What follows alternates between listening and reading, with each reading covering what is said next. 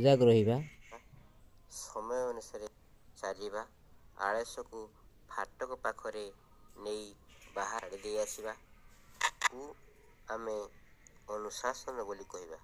ଏହା ଆମେ ସୂର୍ଯ୍ୟ, ଚନ୍ଦ୍ର, ଗ୍ରହ, ନକ୍ଷତ୍ରମାନଙ୍କ ଠାରୁ ଶିଖିଥାଉ। ଅହଙ୍କାରକୁ ଛାଡ଼ିବାକୁ ପଡ଼ିବ, ସମର୍ପଣକୁ ଆଦରି ନେବାକୁ ପଡ଼ିବ। ଅନୁଶାସନ ବନ୍ଧନ ନୁହେଁ, ଅନୁଶାସନ ସ୍ୱତନ୍ତ୍ରତାର ପାଦ ରଖିବାର ପ୍ରଥମ ପାହାଚ। କେହି କୁହେ କାଲି ଉଠିବି, ଧ୍ୟାନ କରିବି, ବ୍ୟାୟାମ କରିବି, ସତ୍ତା ପରିପୂରଣ ପାଇଁ ଜାଗି ରହିବା। ଦେଖ, ସୂର୍ଯ୍ୟ ଠିକ୍ ସମୟରେ ଡେରି ନକରି ଉଦୟ ହୁଅନ୍ତି। ବିଭିନ୍ନ ଋତୁରେ ଫୁଲ ଫଳଗୁଡ଼ିକ ଫଳନ୍ତି ଏବଂ ଫୁଟନ୍ତି। ଏହା ହେଉଛି ଅସ୍ତିତ୍ୱର ଅନୁଶାସନ। ଯେଉଁ ମଣିଷ ଅନୁଶାସନକୁ ଶ୍ରଦ୍ଧାରେ ଗ୍ରହଣ କରେ, ସବୁ କାର୍ଯ୍ୟ ତାର ପୂଜାରେ ପରିଣତ ହୁଏ।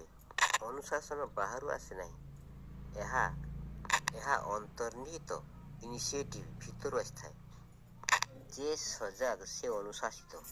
ତୁମେ ଯଦି ତୁମର ପ୍ରତ୍ୟେକ ମୁହୂର୍ତ୍ତ ସଜାଗ ରହିବ, ତୁମେ ତୁମ ଜୀବନରେ ନିୟମରେ ନୁହେଁ, ଜୀବନର ସଙ୍ଗୀତରେ ବୋହିବାକୁ ଲାଗିବ।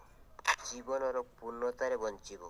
ପ୍ରକୃତ ଅନୁଶାସନ ନିଜକୁ ସ୍ୱତନ୍ତ୍ରତା, ସ୍ୱୟଂ ସହିତ ମିଶାଇ ଦିଏ। ସଜାଗତା ବଜାଇ ରଖି ଯେ ମୌନ ରହେ, ସେ ସ୍ୱୟଂ ଅନୁଶାସିତ ହୋଇଥାଏ। ସେ ସ୍ୱୟଂ ଅନୁଶାସନ ବନିଯାଏ।